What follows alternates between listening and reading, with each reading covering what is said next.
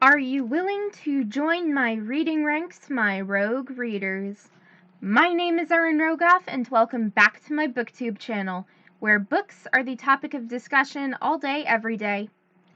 I know I should have made this video at the tail end of the year, but I'm not exactly the most patient of people, so I decided to make this video now instead of later.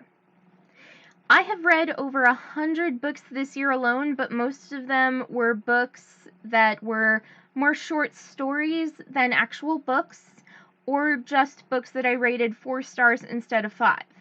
So, ranking the best books out of the year I thought was an easy task, and I wanted to make a top 10 video, but the only thing I could come up with was the best 8 books of the year. And I ranked the books from the absolute best to the regular best. So, shall we begin? We all know how much I loved Craven Manor by Darcy Coates. It is a fiction horror novel, and there is so much that I loved about the book that there is not enough time in this one video to talk about it all, but I have narrowed it down to the top 4 things. What did I like about the book best? The general plot transformed into something that isn't just your basic ghost story.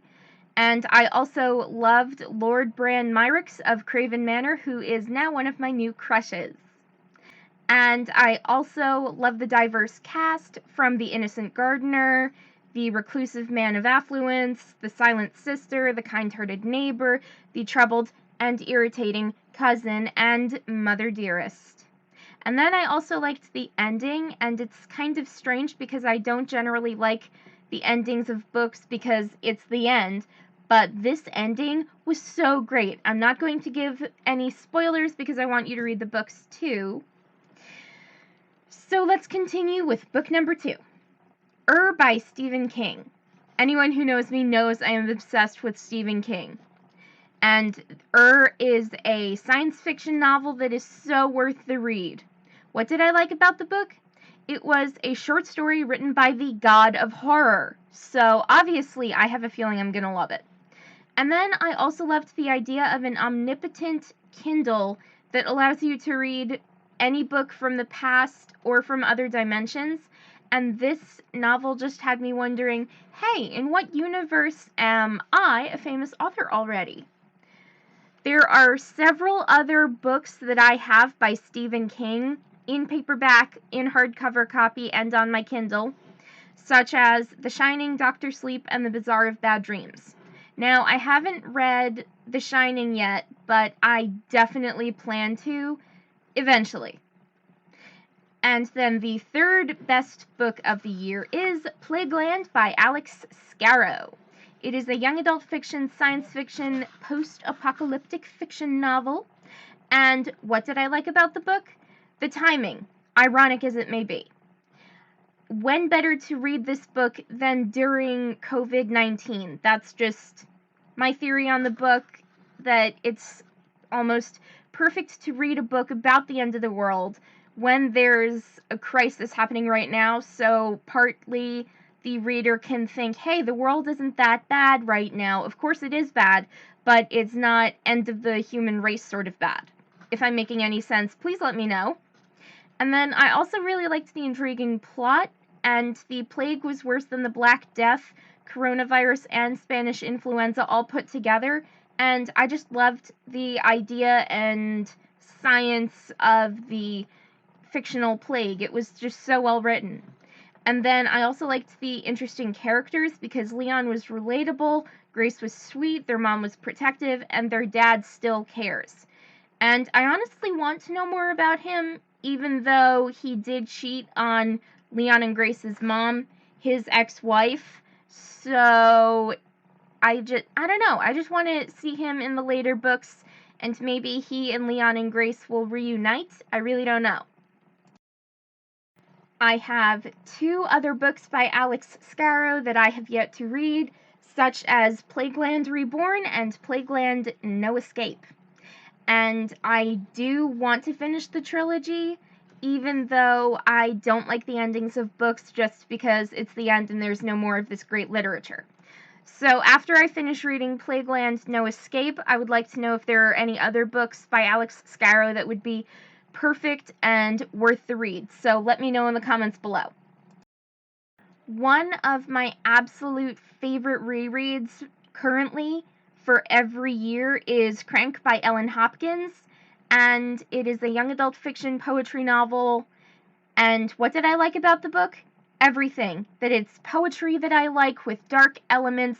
This poetry could be real. It's based off a true story, and I love how real the book is, even though it covers a dark subject. And I really actually like reading about how a normal person like Christina Snow could fall so hard for a drug addiction, and it's just very dark, and basically that sums up the book in one word, but it is still so worth the read. I implore you to read this book because it just goes to show maybe your life doesn't suck as much. I don't really know. There are other books that I have by this author, such as Glass, Fallout, Rumble, Identical, Tricks. I can't think of any other books right now, but that's beside the point. And another book that I absolutely loved reading this year was Pines by Blake Crouch. It is a science fiction, post-apocalyptic fiction novel, and I basically liked everything about the book. The mystery of the interesting plot itself, the name of the creatures stalking Ethan Burke and everyone else in Wayward Pines, and if you know about my past friendships, then you'll find this inside joke amusing. My parents and my brother found this totally hilarious, and we couldn't stop laughing about it for days on end.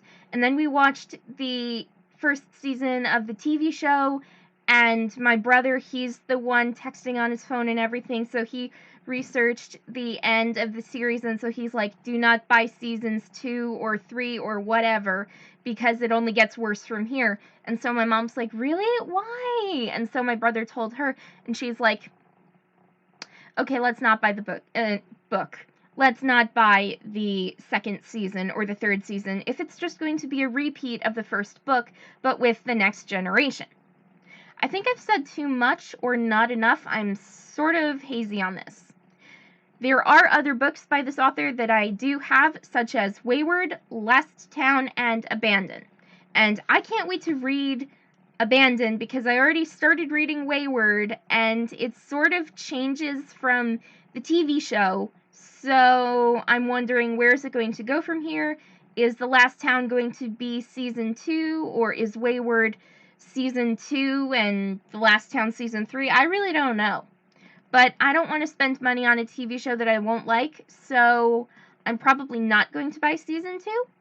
That's just me, though. If you like this series, please comment below what your favorite part is and what's the best part you like, or if it's worth the watching or whatever. With one of these short stories that I really liked was Sudden Chaos by T.L. Payne.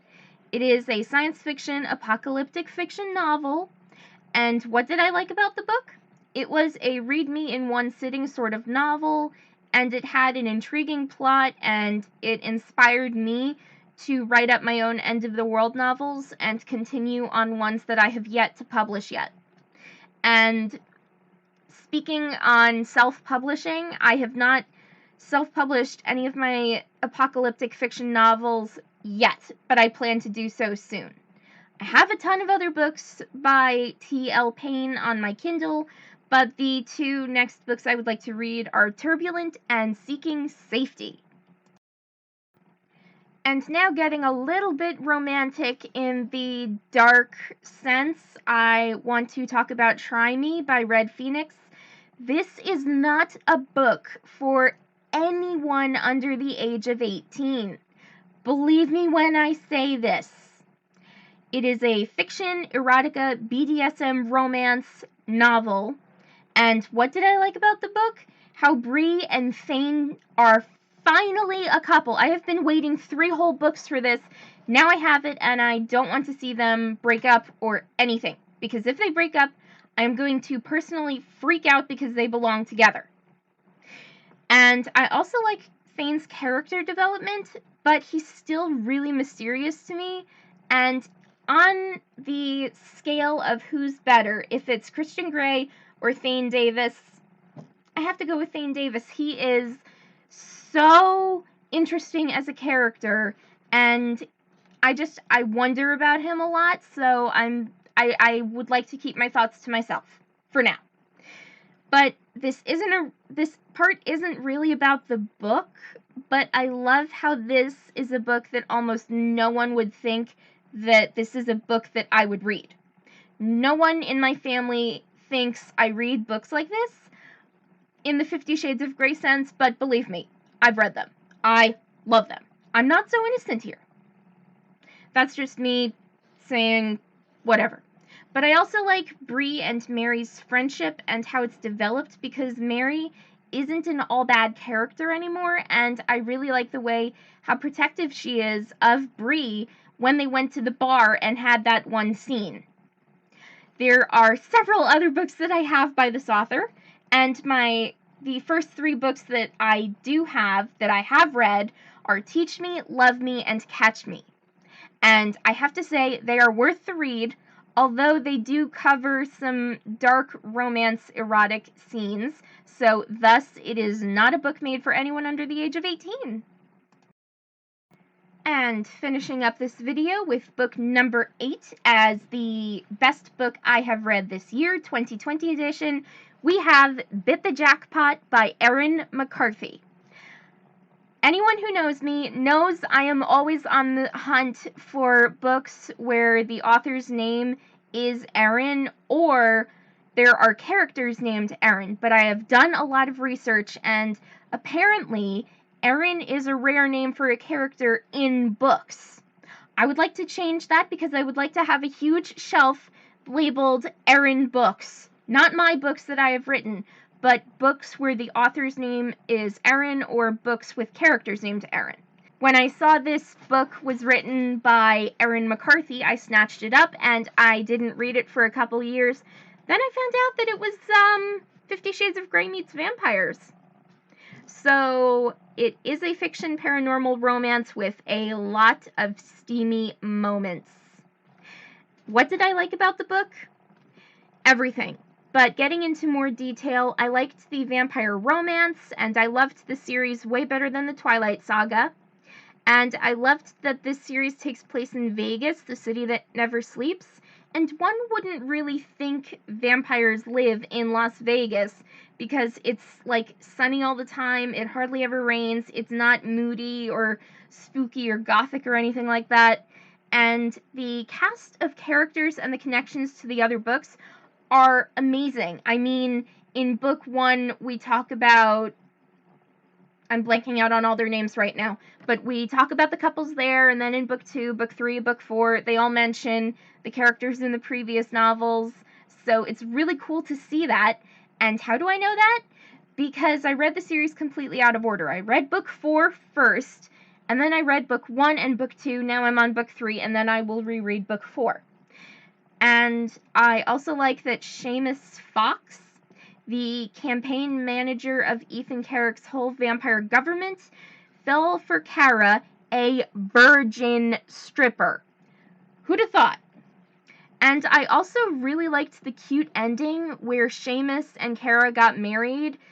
I thought it was so cute how they got married in a tacky Las Vegas wedding chapel, and it was just so sweet, and you really wouldn't expect it because Seamus is wealthy, Ethan is wealthy, and you would think, okay, they're going to spend, I don't know, a couple $1,000s on a wedding, but no, they get married in a chapel, Seamus and Kara, and I hope they have their happily ever after forever.